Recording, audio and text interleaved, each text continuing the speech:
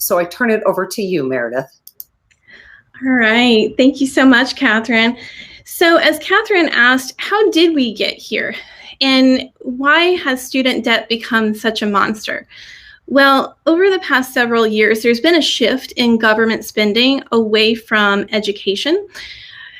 We also have had higher interest rates compared to what there used to be for student debt. Now, this year is a little bit of an exception. It's a little bit lower this year, but recently, newer graduates have had interest rates of up to 6 to 7% on their student debt. It used to be that many years ago, back when I was in vet school, so back in 2004 to 2008, and before that, there was such a thing as subsidized loans, where not all of the loans that we had while we were in school actually accumulated interest the whole time we were in vet school. And so about half of my loans didn't accumulate interest. Nowadays, since about 2012, all of the student debt for vet students and graduate students in general has accumulated interest the entire time that vets are in school, vet students are in school at this point. So that's a huge difference. Tuition costs have been dramatically rising in general at colleges and universities over the past several years. And of course, veterinarians have limited income compared to other healthcare professions.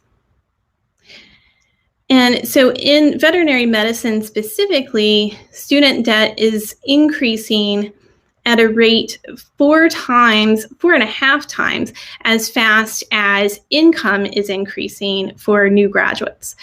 And the average student debt load for vets graduating with student debt is about $183,000, and that's a number from 2019. The average starting salary for new grads who are not doing an internship is about $90,000, and that's a 2020 number, and that's higher than it used to be, which is great.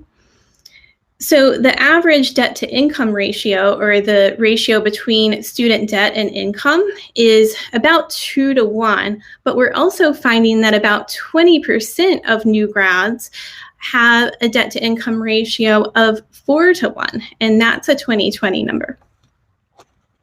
So we're seeing definitely increased debt to income ratios as we go.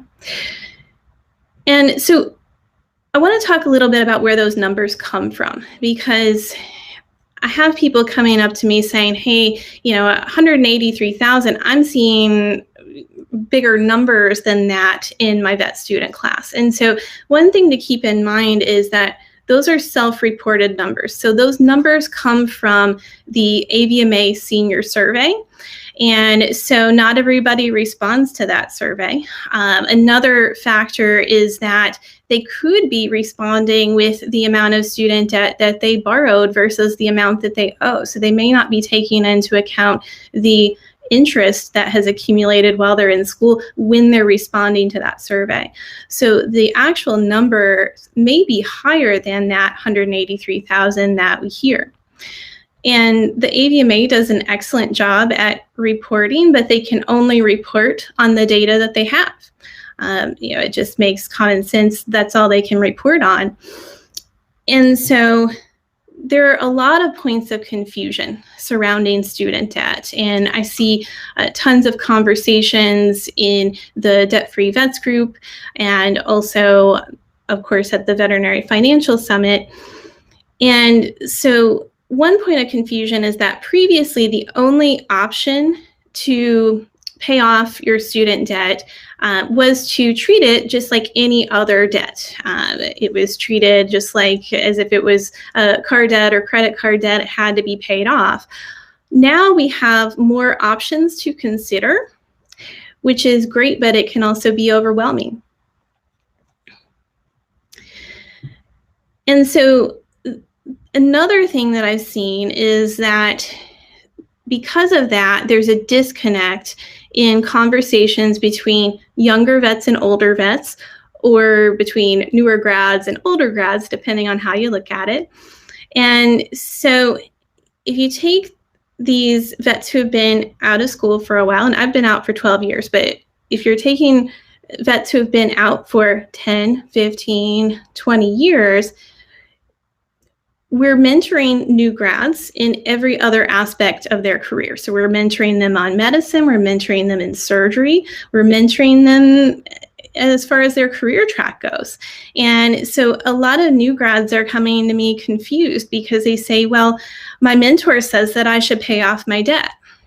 And the thing is that they may not be always getting the best advice from their mentors regarding student debt. And there's this attitude that I see out there sometimes of, well, if I paid it off, then you can too. And that's not necessarily the case, because of those tuition increases and because of those changes in the interest rates and the interest accumulating in school. So it's just not the same playing field as it was many years ago. And so we need more well-rounded discussions about student debt in our profession in general. I'm seeing a lot of tunnel vision, and it can go either direction. So we can see people who are either giving every vet they meet diehard advice to pay off their debt regardless of what their numbers are. And there's some judgment going on without actually having enough information to be able to tell someone that.